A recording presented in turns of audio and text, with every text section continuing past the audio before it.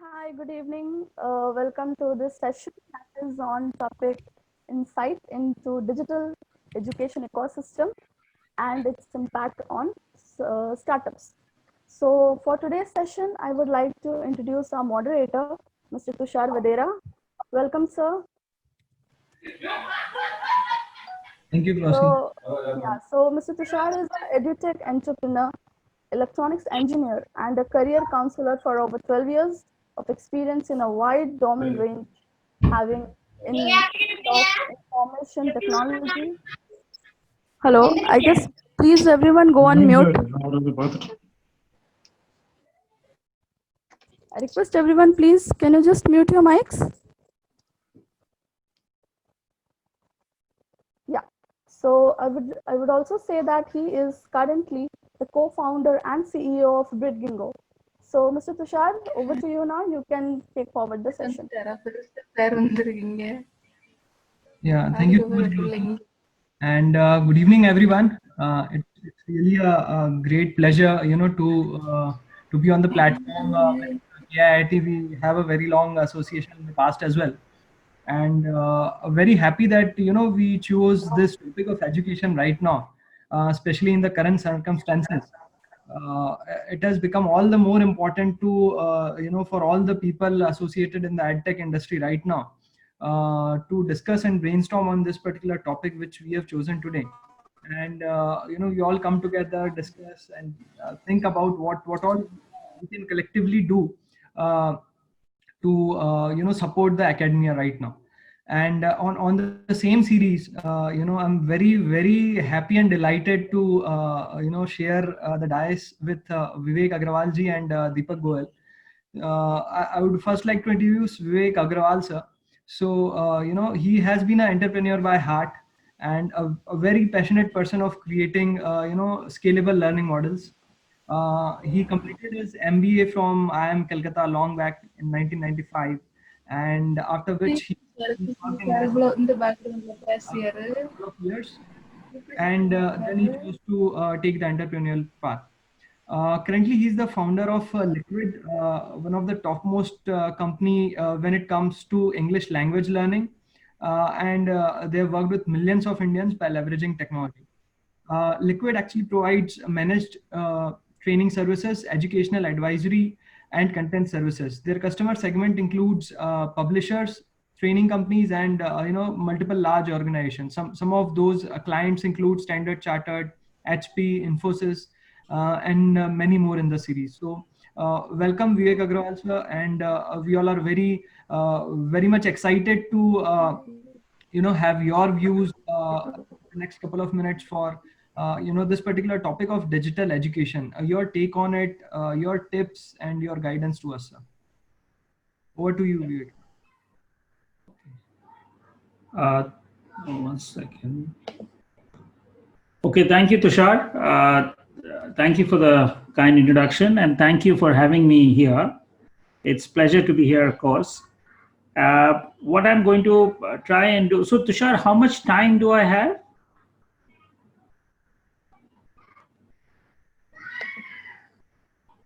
Hello, Tushar. How much time do I have? So what we can do is we can do a 15-minute stint. Okay, that's fine. That's mine. And then we can listen to Deepak sir as well.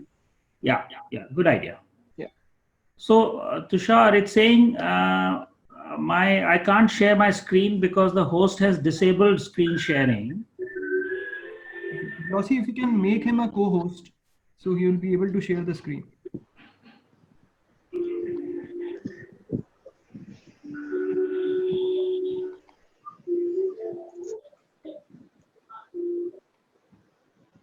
Yeah, please try once. Yeah.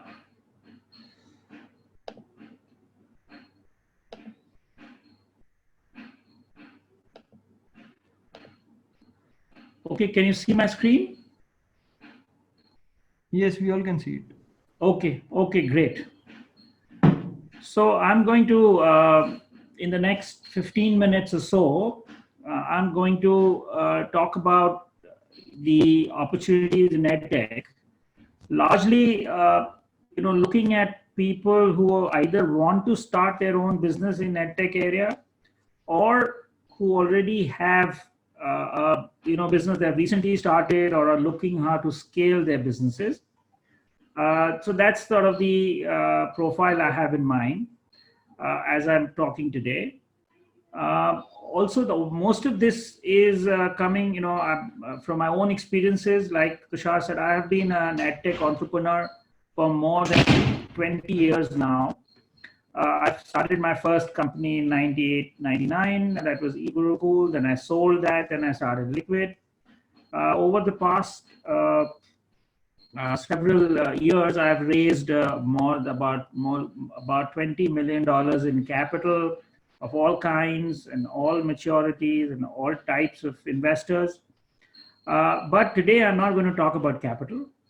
I'm just going to leave it, say that, if you build a good business, capital will follow. Right?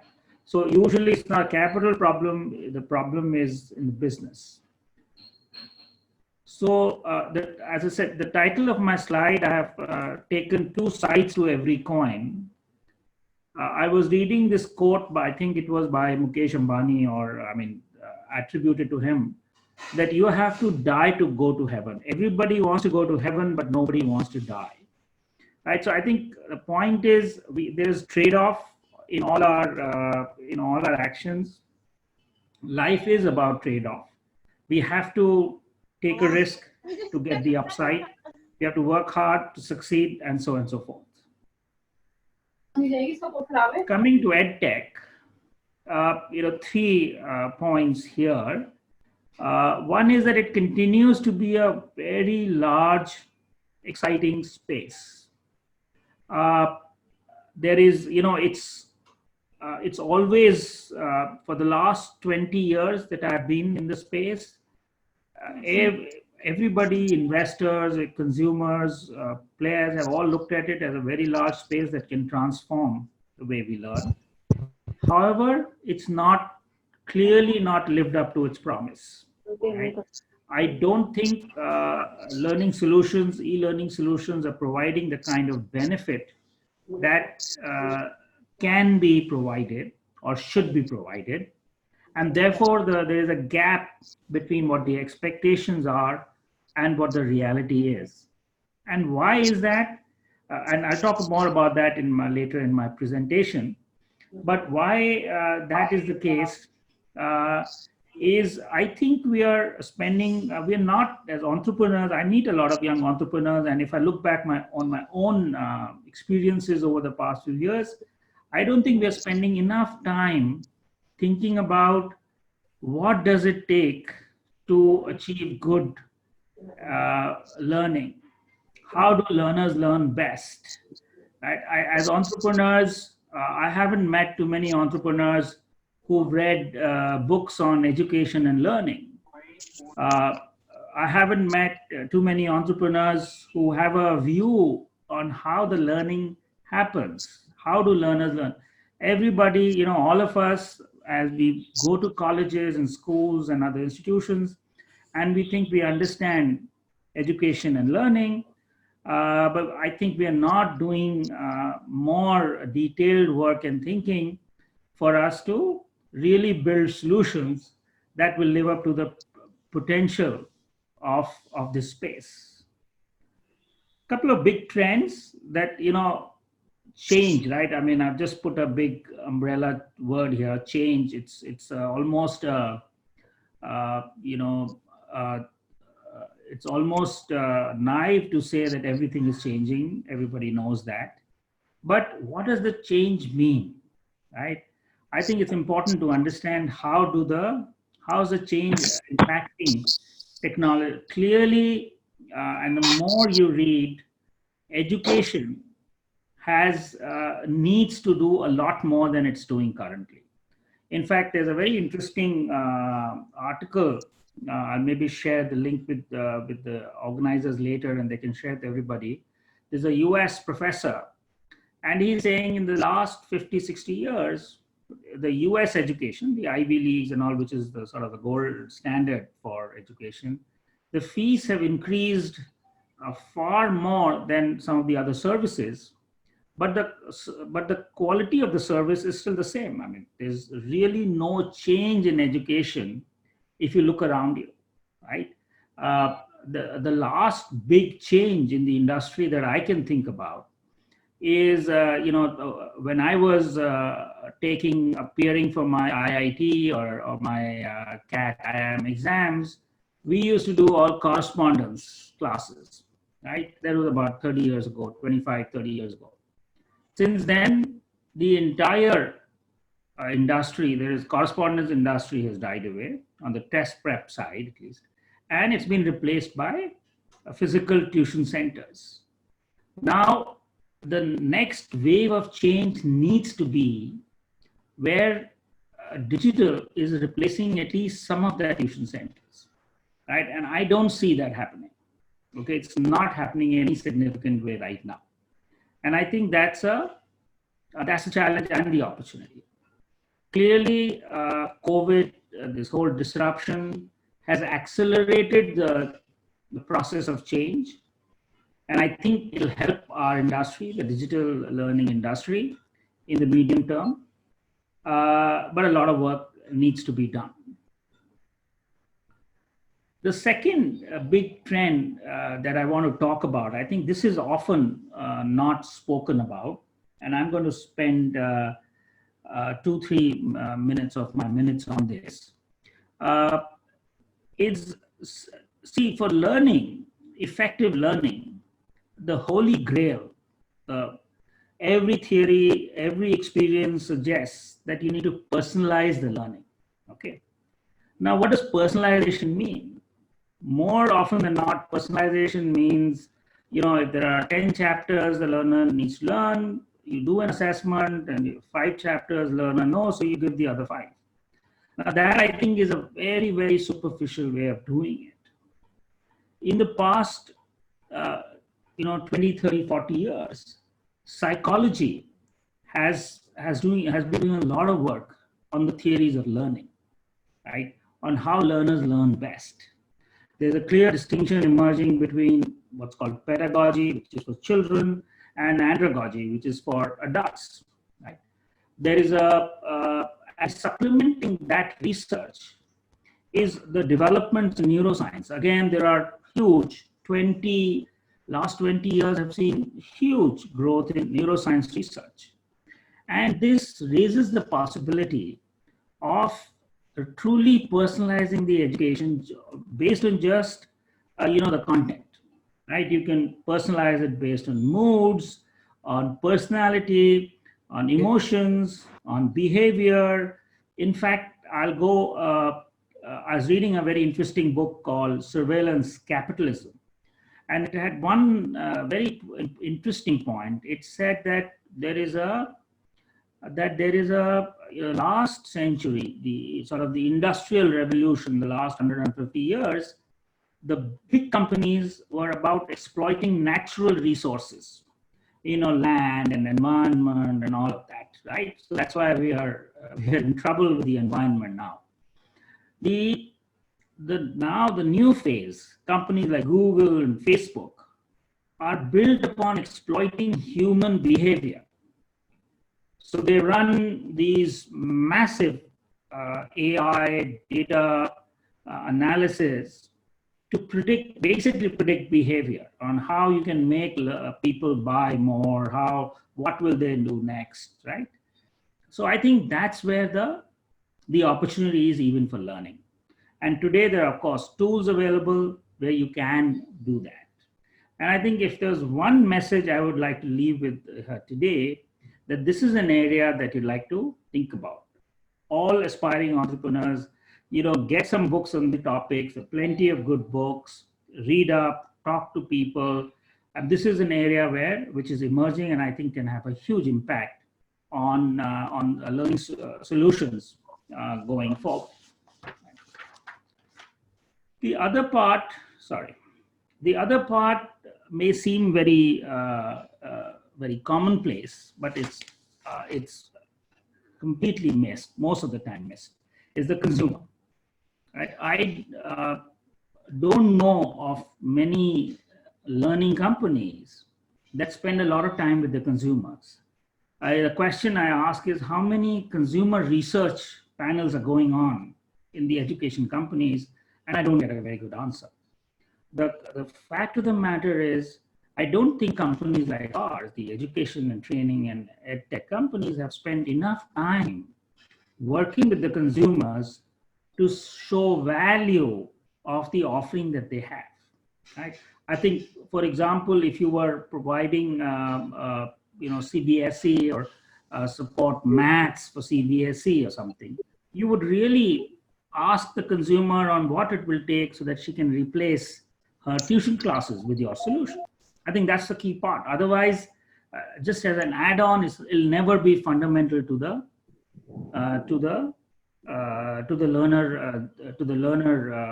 learner's life, and therefore not sustainable. The key thing is we have to spend more time in working with the consumers. I think the traditional most people, and I've met a lot of young entrepreneurs and the big companies, they build the content and then they start selling it. Right? That gap that between to make the content work for the consumer, the sort of the product marketing, the product market fit is clearly missing, and the consumer therefore is not getting the value that can be given. Right? There is in terms of differentiation, again, there are too many people trying to do too much of the same things. I meet a lot of young people who created some material, math, science, and are going into the schools. Right? I think too many schools look very attractive from the outside, but they are notoriously difficult businesses to scale. Very, very difficult to penetrate with any scale in that market. So you want to think about how is my solution, how's your solution different from others? Better or worse is not the issue, I think. The point is, how is it different? How is it giving different value? How is it providing learner with something they can really use and benefit from? I think that part is very, very essential, and and mostly missed, I would imagine, in my personal experience. Okay. So that was my thing on some of the specific issues on the EdTech industry. I'll quickly go through 3-4 slides that just in the last another minute or two, just general things for applicable to most entrepreneurs. But I will just take a couple of minutes more. So the first question you need to ask is, how big a company do you want to build? Lifestyle versus a corporation. So if you want to build, there's this guy who came to me, and he came to me with his son, and he said he wanted to grow his company, but he wanted his son to run the company after him. So obviously that's a lifestyle business. A corporation business is where you're only a founder. You may not be boss for the rest of your life. And they're and I find a lot of young entrepreneurs confusing or not being clear about what they're trying to do. Everybody wants a big company but have 100% of the ownership, right? And that doesn't happen, right? So you have to make your trade-offs. And I find that is usually a big gap in the early stage of many, many founders. So, I mean, another way of looking at the same thing is, do you want a smaller pie of a larger cake or a larger pie of a small cake? Because these two things are almost always true. If you want a big pie, you will need partners, you will need investors, you will need employees who you give equity to, right? So therefore you're not the owner, but you can have a larger pie, a larger share, or smaller share in a larger pie. Ideas, I mean, within EdTech, this is a very, I'm waiting. A lot of people come and tell me I'm waiting for a good idea to start, right? So there is, really speaking, it's not about good or bad ideas, right? you will not know the idea is good or bad till you execute. So really, it's about execution. Any day, I would take a bad idea and good execution has far better chance of succeeding than a good idea and a bad execution. You know, you must have heard stories about how Google first, in late 90s, 2-3 years after it started, was willing to sell itself for Yahoo for a couple of $1 million. I mean, today it's worth $1 trillion in 20 years. So you really don't know. And of course, the idea must meet your capability level, right? It depends, like you said, what your scale of ambition is. If you want to compete with a very, very large player, then you need to think differently. If you want to compete with a local player, you need to think very differently. And you need to have those capabilities and partners and resources accordingly. You can't build a big company with small resources. It just doesn't happen. And what is the model? Innovation versus efficiency. I mean, are you trying to build a better maths product, or are you trying to see how you can, completely create a new model of learning, right?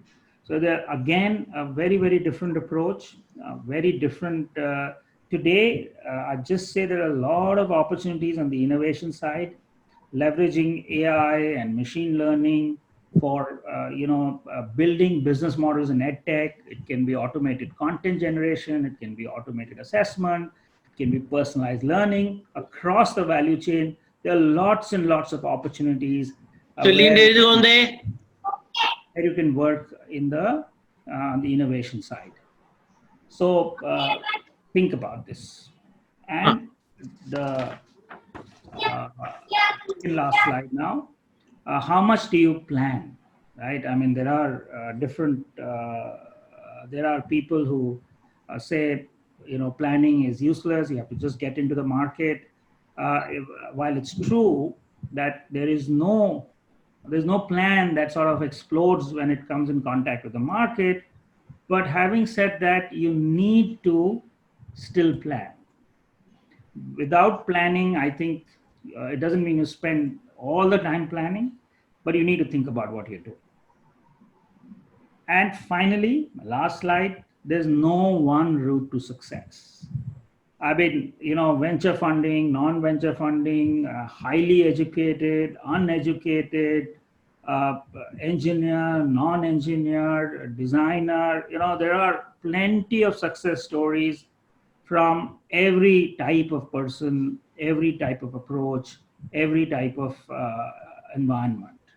So you have to choose your own depending on what suits your situation best, what suits your idea best, and then work from there. So with that, thank you very much. I guess we'll have questions at the end of the workshop. I'll be happy to answer them. Thank you. Thank you so much, Vivek sir. And very crisp and to the point, guidance to all of us. And in addition to this, we also have Mr. Deepak Goyal with us. So we'll be taking the questions at the end. Maybe for the next couple of minutes, we can listen to the thoughts. And then we can take up questions which were submitted by you all in the form. I request you all to please go on mute. Yeah, so we can take up questions at the end. And now to introduce Deepak. Very happy to. He is also an entrepreneur. A very specific focus to education sector. So in fact, he has been an expert in digital marketing.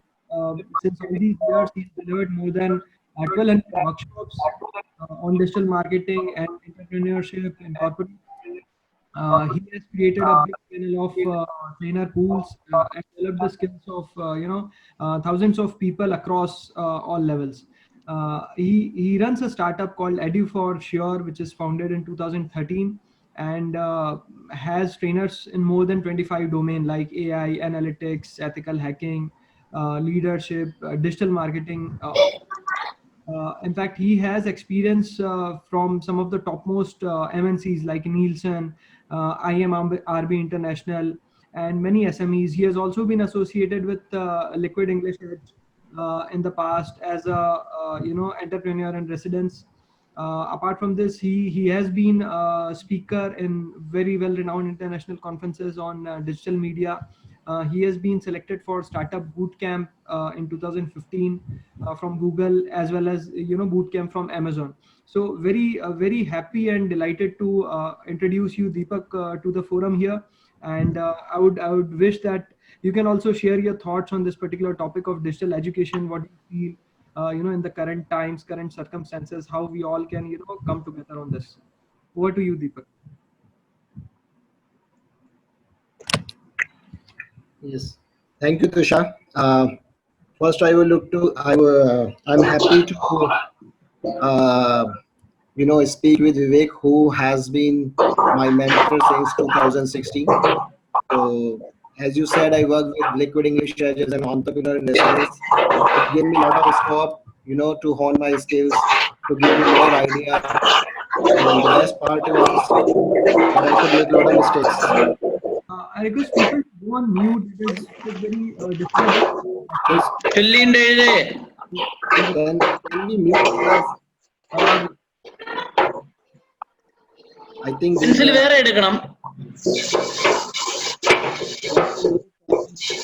can we have a control on the mute? If you can go on mute, please. Amrita Kumari, please go on mute. Mr. Parag Lath, please go on mute. Amita Kumari, you also please go on mute.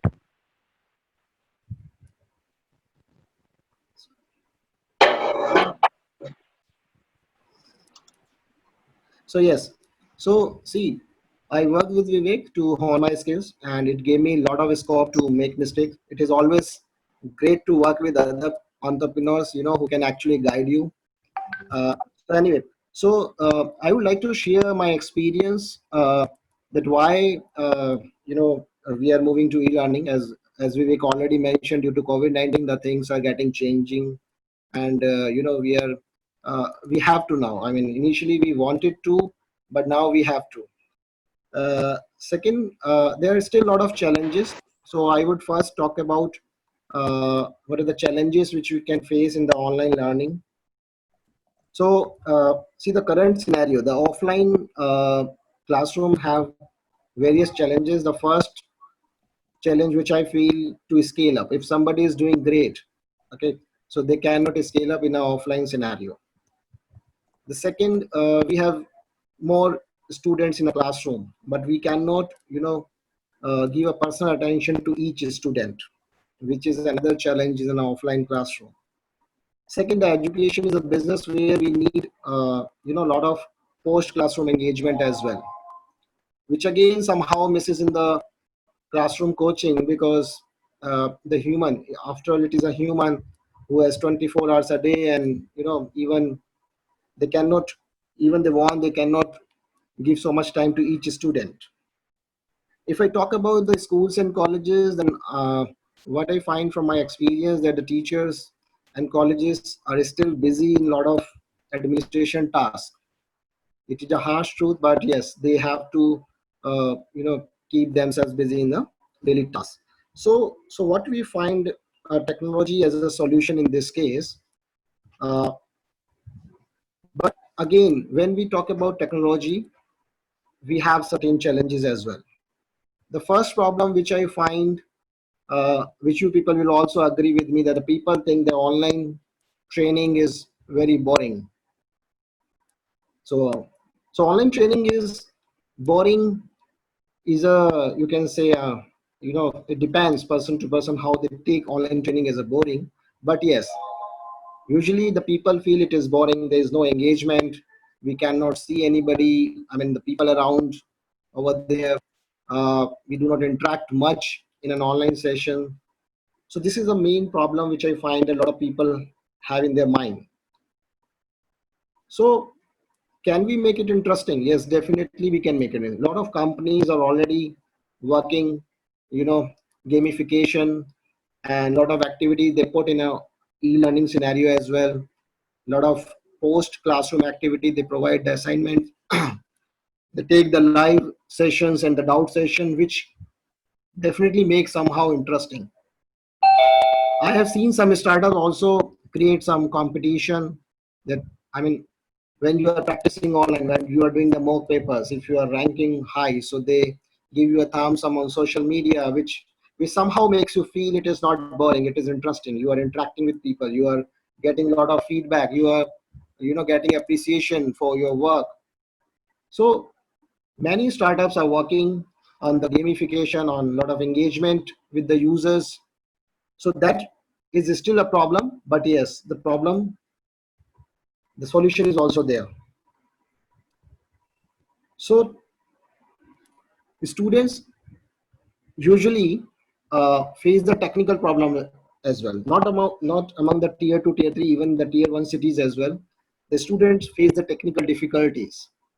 It could be internet issue, it could be system issue, like mic is not working, or any issue, because everybody is not capable, to, you can say, have a very good internet connection, or could be a very good system. But yes, here again, the companies, especially the startups, understand this situation as well, and they are trying to offer the multi-device solution.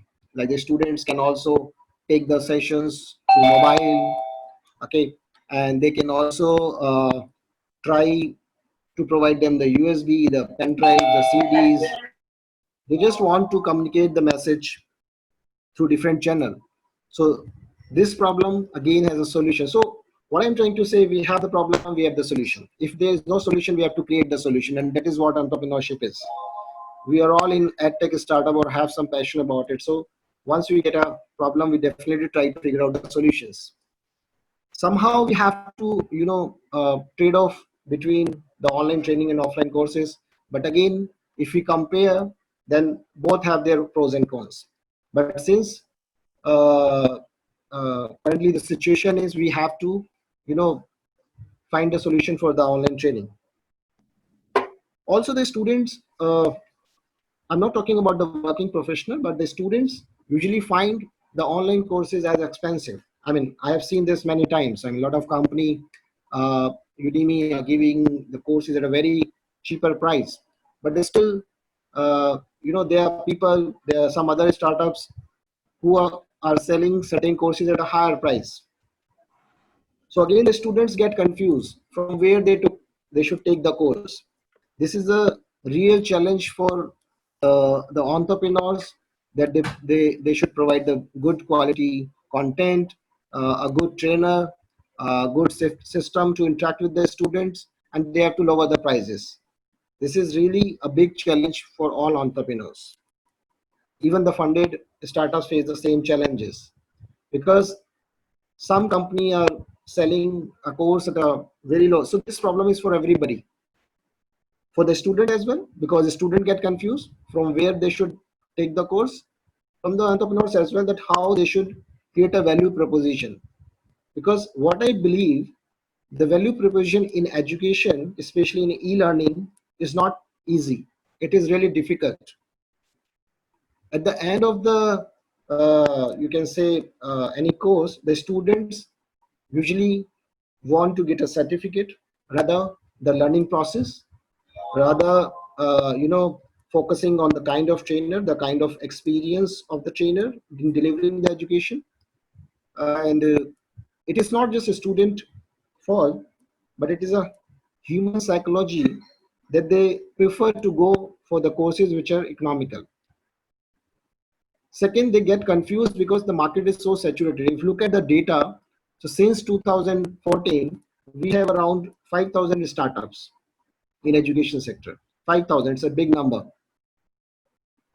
So if so many startups are there, and as Vivek also mentioned, that most of the entrepreneurs are doing the same thing, I mean, making certain changes, but yes, definitely more or less it is same thing. So it is very, very difficult to create a value proposition. So this is also a challenge for entrepreneurs as well as the students. It keeps confused to everybody that what to do, how to deliver the value proposition in the mind of the students. Okay. Second, I heard from a lot of, because I interact with a lot of students when they come for the training, they, they inquire about the training courses, and most of the time they just ask the questions and they do not, get converted. I'm telling you the truth. I mean, it's very difficult to convert a student who is, looking for the options, looking for the brand name, okay, and definitely looking for the pricing as well. And the other problem is that most of the people say we do not have a time for the online training as well. I mean, if I'm talking about the skill training programs and some extra certification or extra course apart from their regular academia. So finding the time is again a challenge. Now for this, either you provide them a pre-recorded sessions, okay, which is definitely less interactive, because when it is a live session, like we are today, we are doing a live webinar. Imagine if it is not a live webinar, it is a pre-recorded webinar. I'm sure 90% of us would not find it interesting. Since it is live, some noise is happening in the background from but the point is, you can ask the question to the speaker, and you can actually think who is talking, what is spoken, whatever it is. I mean, the live will remain live. So for the time, the solution is only pre-recorded, but then again it will have its own reasons of rejection as well. Because see, I personally believe the live session is really important, because when we talk only technology, we have to put somehow some human intervention as well. So from where this human intervention will come? If we do some live session, if we take the doubt session, if we solve the real-time problem of the students through chats, through voice calls, whatever it is, through video, then it makes more interesting. Then it gives a feel of human in this, and that is more important, because the students can have any kind of doubt. Technology, the pre-recorded session cannot solve that. So this is again a challenge. We have to make students aware that this is really important, to find time and to do the sessions. Second, I would also like to talk about how the technology is helping the education. I will take only 5 more minutes, then we have a Q&A session. So I will not get into the technical details, but I will tell you the common problems which can be solved by AI, the artificial intelligence. Today it is a big word, if I say, because everybody is talking about if it is going to take our jobs, or if it is going to give us a lot of benefits.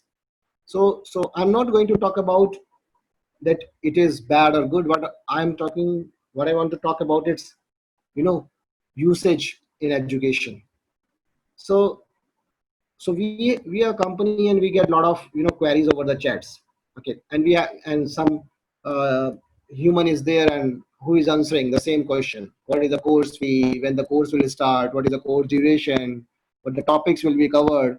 Even all the information is written on a page, still students have a lot of questions. The learners come over the chat and they ask. So AI can be fitted with a lot of questions, and first we can control the database with the human, and then the AI can take it forward. I mean, any bot can be there, and it can answer very fast, very quick. I mean, you just put the question, you get the answer. And it can be 24/7 as well. So that is one thing, the technology, even in education, although it is common to every industry, but it is taking the query of the students about the course, about anything. Second, the AI can also help the trainers. So suppose I'm talking very fast, okay, maybe I'm good in offline classes, but maybe in online I'm not good at. I mean, I'm just saying what I'm thinking, because I cannot see my students and I'm speaking so fast. So AI can also help me with how smooth I should speak, what should be my tone, what should be the pace of my voice, how it will help the students to assimilate.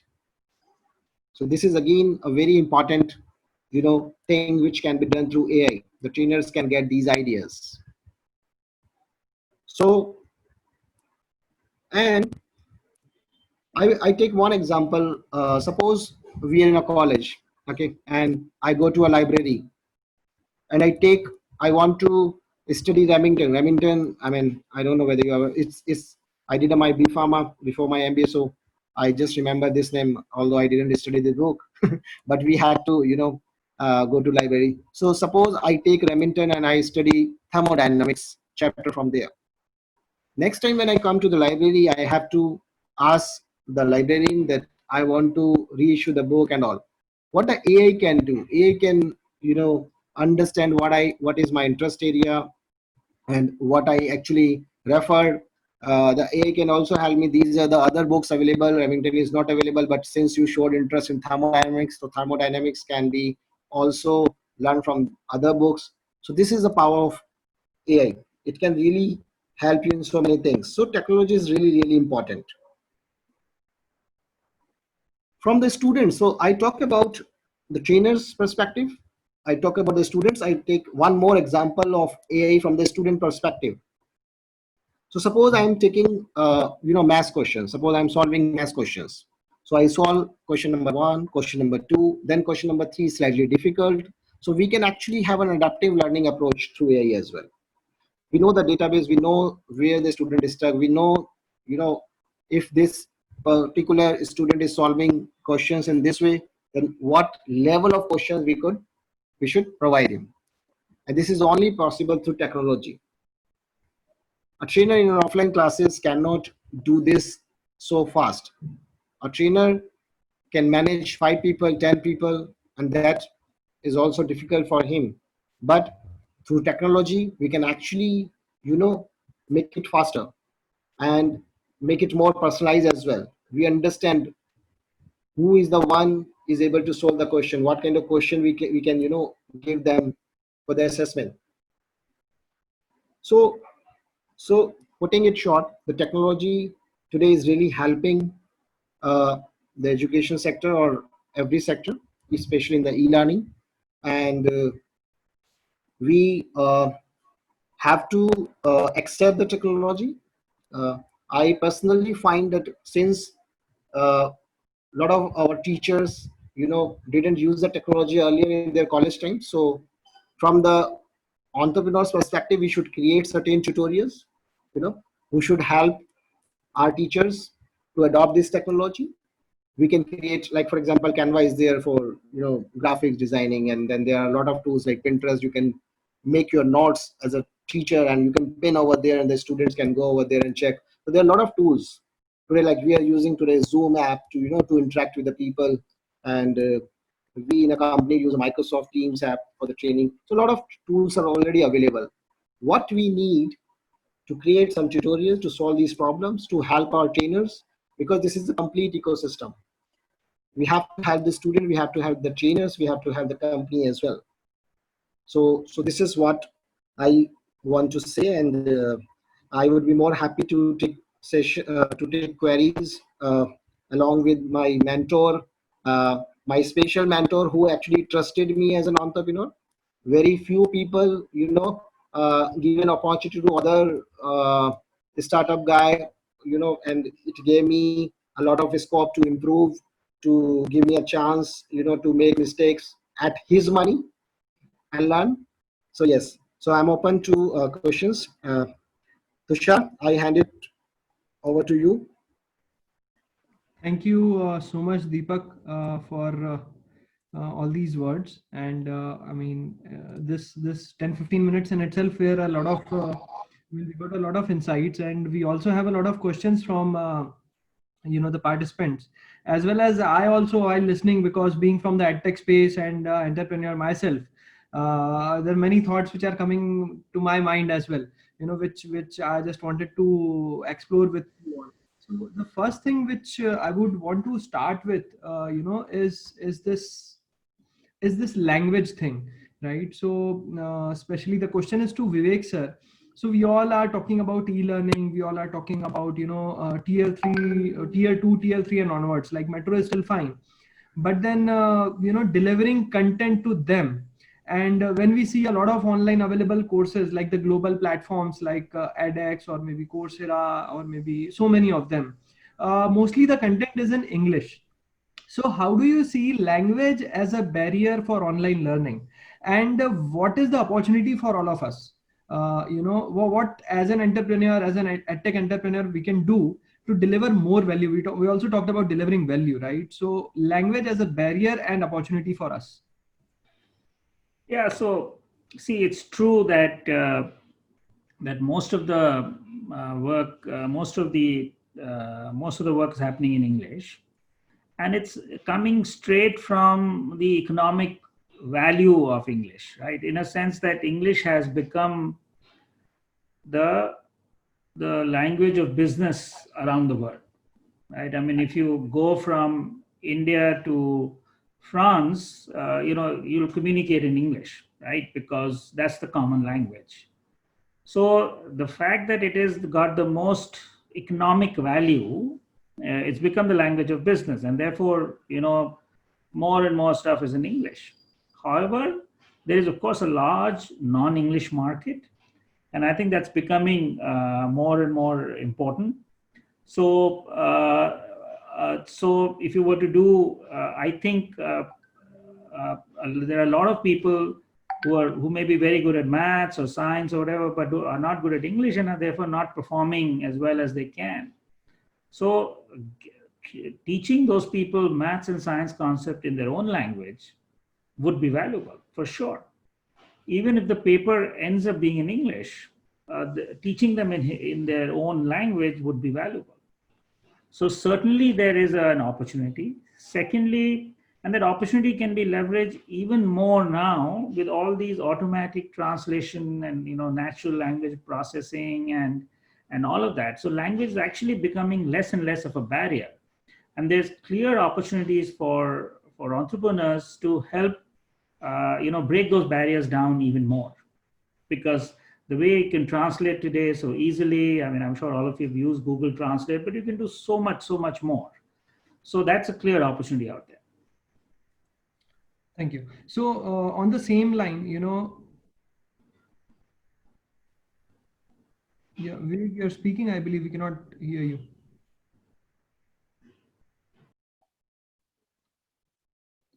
Yeah. Can you hear me, Vivek? I can hear you, Tushar. Okay. So the next thing is in the line for content. You talked about delivering content, and then we talked about like customer value, and we need to understand the value, and that's that part of the discussion which you mentioned. So how do we approach this? There's a question in chat as well: content versus delivery. That is one angle to it, and the second is how do we approach? So when is the right time when we think that okay, we should talk to customer over here and then improvise the content, or what do we focus more on? So most of the startups, edtech people, they keep on developing the content, right? So you also had a slide of fire, and then prepare, and That's then right.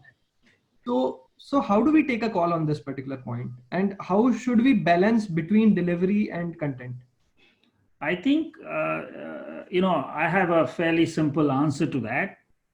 My suggestion is don't focus on developing content. Start with, and don't even think of it as a delivery of content.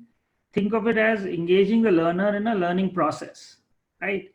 So if you want to do say a startup on maths and science or something, or anything, English language or any other thing, start with content that's available free and see how you can make it work for the learner.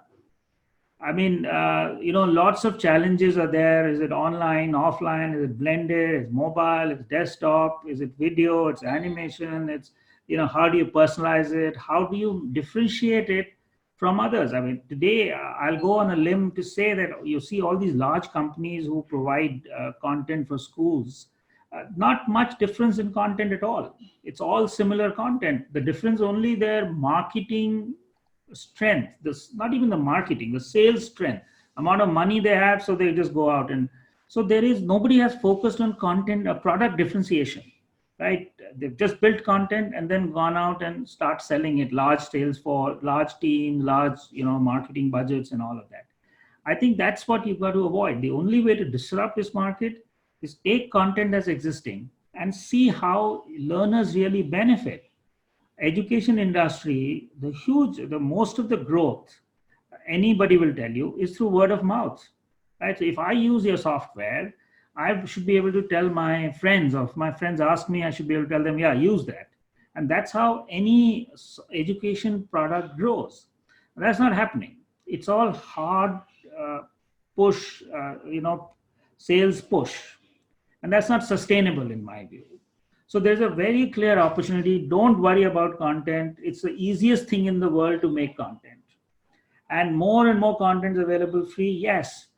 But you think content in a deep way. For example, see what we are doing in English learning now. We have tons of content. There's tons of content available. What we are doing is breaking it up into thousands of small chunks so that the learning can be personalized. Right? I mean, there's this theory that people learn best when you relate to what they already know, and to relate it, you have to have it in very, very small chunks.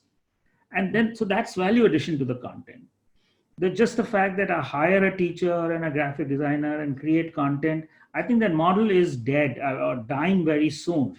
So don't waste any time on that. You have to think differently. Right. Thank you. So this points to a question to Deepak again, that is there in the chat as well. So, we need to focus on delivering the value, not just the content, and, how do we position ourselves better? So Deepak also mentioned about a lot of competition, right, in the edtech domain.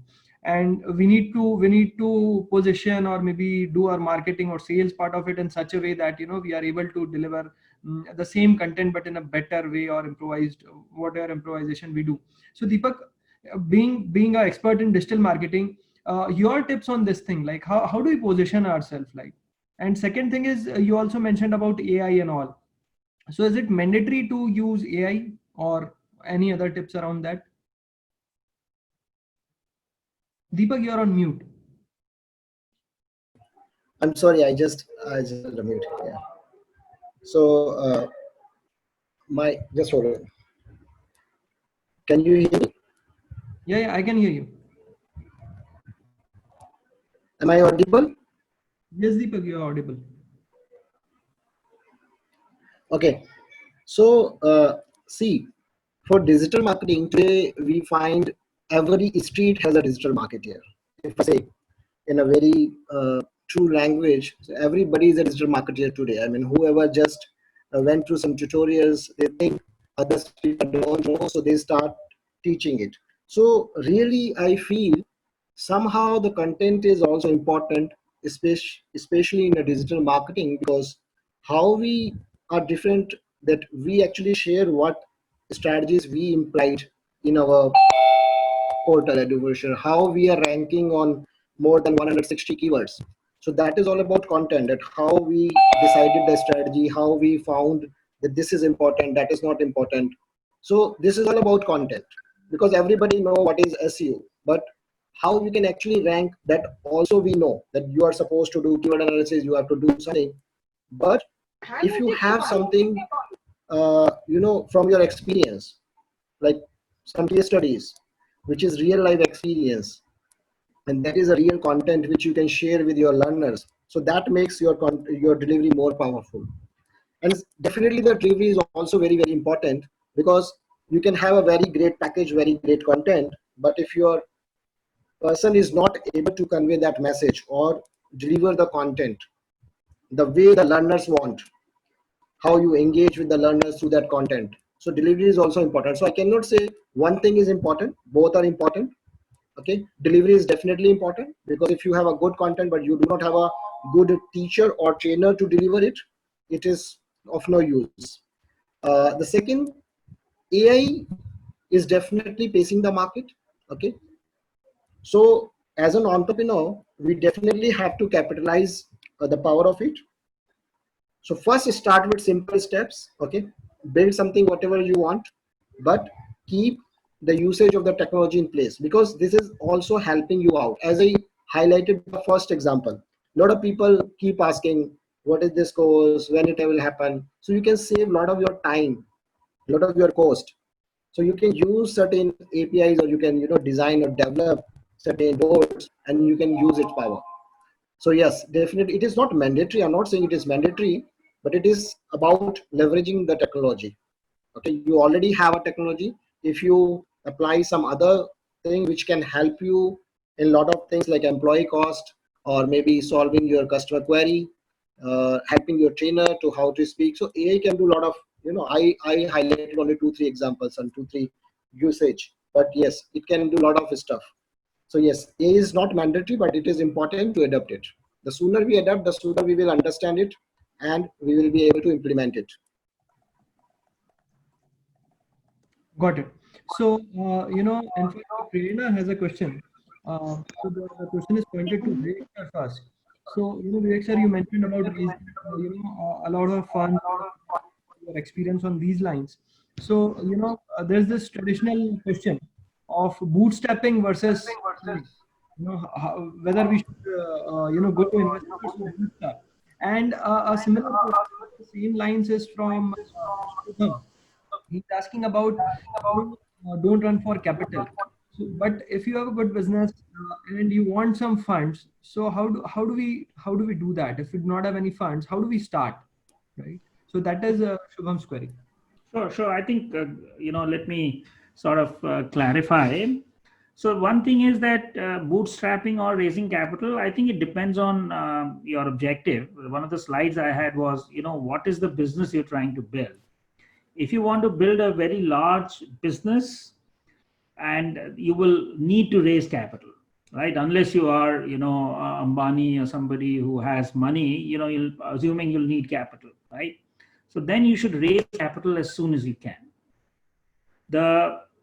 If you want to build a lifestyle business where, you and your family members or your children, you want to pass it on to, and you want to have complete control, run it the way you want, typically not large, but sort of, it pays for your stuff and all, then you bootstrap it as much as you can.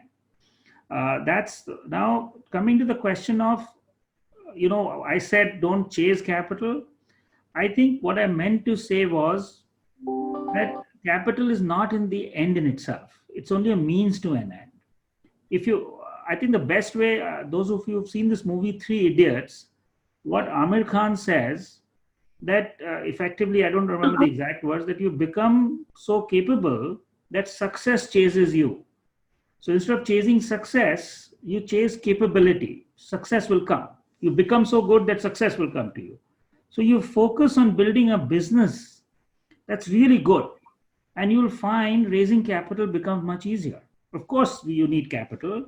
You should go out for capital, but capital, remember, is not an end in itself. You'll be very happy when you raise the first round, but soon you'll realize, oh, now you need the next round. Then you need the next round if your business is growing and continuing, right? So it just becomes a constant process. It really helps you if you're really focused on building a business. So that's my limited point. Very often, a lot of entrepreneurs, and I've made this mistake in my own years, that capital is seen to be I've raised $100,000 or $1 million, and now I can. It's a big thing, but it's just a beginning. Okay, I hope that clarifies the point. Yes, definitely. So another question in the same line, not specific to capital, but a broader question about risk. Right? We all talk about entrepreneurs taking risk and all, but financial risk or strategic risk. So there is a question from Sanju on and at this current time, it is the risk has even grown tenfold. So how do we overcome, or maybe any experiences or any tips or thoughts around, how should we overcome such risks, or maybe how should we empower, in fact, if I phrase it from a different angle? So see, I think there is clearly a risk return equation, right? I mean, I'm not trying to theorize here, but it's a fact that if you want large upside, you have to take a large risk. Okay.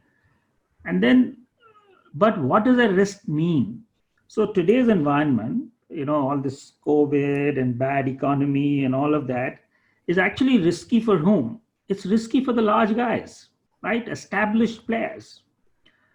For entrepreneurs, it's full of opportunities because things are going to change, right? Things are going to go more online. Things are going to go more digital. So I think while the risk is the existing players are taking the risk because their businesses are getting disrupted. For new players, new entrepreneurs, it's a time of great opportunity, right? Of course, you leave your job to start a business, that's a risk. But without that, you really don't have a play, right? So you have to think of a risk in those 2-3 dimensions. It's not a one-way thing. Right.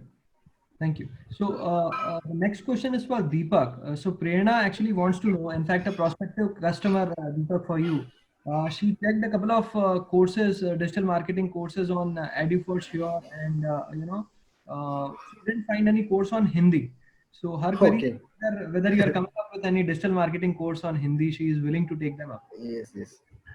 See, we are very, I'm happy that somebody showed interest in our course. And yes, Hindi we do not have right now. But honestly speaking, the data says very few people, I mean, 10% of the people are able to, understand English. So we should definitely have courses in other regional languages, and Hindi is really important. So we will definitely try to have it. It's all about the time and the cost involved in launching a program in different language. But yes, that is really important, and we will definitely look into it. So Prerna, you need to wait for the right time. I'm sure very soon now, Deepak will come up with something for you. So the next question is from Sonali for you, Deepak. Is like, you mentioned that you have worked with Vivek and you had a very great learning experience. Yes, yes, yes. So she was curious to know about how was your learning experience, and how it is like working with another entrepreneur. Okay, I think we need 2 hours to answer this question, that how much I learned and what was my experience. So was cutting it short. So see, it was really great to work with him. So I mean, I never, you asked the question that being an entrepreneur, how could you work with someone else? I feel it is great to work with somebody else, because when I was working as a solo founder, I made mistakes and nobody was there. No partner was there to help me out. Okay, you become stubborn, but when you work with somebody else, especially an experienced veteran entrepreneur, so you definitely get chances to make mistakes, to upgrade yourself in people management, in team management, and getting more clients, getting more ideas. And I said in a very lighter way that at the cost of the other person. So he paid me, and I made mistake. He paid me more. I made more mistake. But one thing I want to highlight, that we were really working together for a business growth. And Vivek didn't highlight. I just want to highlight that we were the company who got a project from DDU GKY. Okay, it's a big project. It's a multi-crore project where we impacted the lives of more than 1 lakh people. When I say more than 1 lakh, because we were giving education to the people in the rural area. Okay, we had around 120 trainers to train more than 5,000 learners. So when I say 1 lakh lives, because one person usually have a 6 to 7 members in a family. So the product which Vivek had made, I was happy to be part of it, to use that product for learning others people. So a lot of learning happened over there. We got I don't want to name of the clients, but yes, we got very big clients. And yes, it was an honor. There is no shame that being an entrepreneur, you are working with somebody else. I was facing problem in my business. Okay, I had one more business, Astrology. I had to close it down. I met Vivek, and the things were great, and I really enjoyed it. Okay, never lose a chance to work with another entrepreneur. Definitely. So that I'm sure that must be a great learning experience. Just listening to Vivek for the last couple of minutes in itself is a great learning experience. So anyways, coming to the next question, I believe we have already crossed the time of 7 p.m., but I'll just take last 1 or 2 questions because they have already been asked. So, there's a question around online classes. So we all talked about the personalization, and we all talked about, focus on delivery and all. So in case of online classes, how do we take a control of each and every student? So like right now, we all are interacting. There are 50 people. Like there can be, 50, hundreds of students who are there, maybe on a live class or a video. How do we take control of it? So this is a very important thing which Japneet is, wants to know. Maybe anyone of you can answer it. Okay, can I answer that? Can I Yes, answer that? I think, and so everybody, please, it's a very good question. And what I'm saying may mean a good business opportunity for many of you. Because I have also been thinking about it for our own. So today, software exists to evaluate people's emotions and expressions, face expressions, right? So you can and also how attentive people are, in a sense, what they're, so 3 dimensions: their voice, so how they speak. You can, using AI, you can analyze a person's voice and say whether the person is bored or angry, or there are a bunch of emotions. Similarly, you can, from a person's expression, you can get feedback. Third is, you can also see whether the person is really looking at the screen or looking away, right? The technology exists to be able to do all that, and it's not very complicated. I mean, the backend is very complicated, the deep technology, but there are lots of APIs available. So you can actually think of a product, those of you who are tech savvy and tech think of a product where you can integrate it with the web conferencing tools and the web meeting tools, which can give real-time feedback to the trainer, to the teacher, on how many learners are actually getting bored, how many are looking away, how many are, angry, or whatever it is. I think it can add a very good dimension to the learning process. I think it's an idea waiting to happen. And I'll just supplement that with a point that Deepak was talking about AI. See, while AI, as they say, AI is not essential, but you've heard that phrase, right? That learning is not essential, but then nor is survival, right? So AI, I think, so think of it this way: if you look back 20 years, let's say the first decade of this century, 2000 to 2010, was roughly internet, right? Everybody had to be, was moved on to internet. Internet became part of every business, this thing. The next decade, 2010 till today, it was mobile, right? Every business, the mobile became the thing. So next 10 years are going to belong to AI in a similar way. So people who use it more will benefit more. People who use it less will benefit less. So it is a trend. I think every business will become an AI business. Like today, every business is an internet business or a mobile business. So I just want to make that point. Thank you. Very nice, sir. Thank you so much. So it brings us to the end of the session. I believe so that Tushar, I just want to add one thing. Sure, Deepak, please go ahead. Since we are talking about digital education and the students and the learners, so see one thing, as a learner, when I was in a school or college, I was a very, you can say, shy student, or you can say I was not able to ask queries to the teacher. Okay, I thought the people will laugh, and they will make fun of me if I ask this question. So I try to hold myself. But in digital education, the learner can ask any question, and this is a perfect example of one of the person who asked this question, that how I felt working with Vivek. I mean, the point is, it gives you a lot of freedom to ask any question. I mean, I'm taking it in a positive manner, that sometimes what happens when we are in a face-to-face classes, we hold certain questions, but in digital, when we are connected online, we ask whatever that comes in the mind.